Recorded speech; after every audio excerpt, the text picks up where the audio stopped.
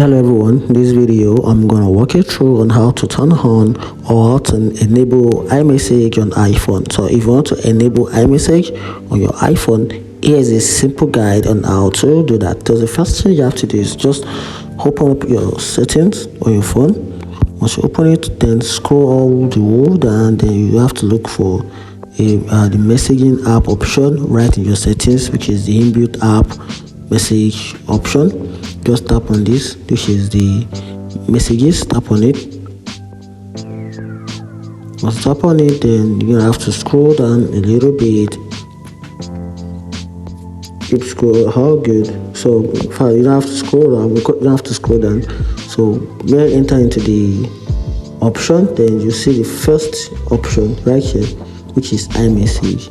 So if yours is off, just make sure you toggle on this button right here.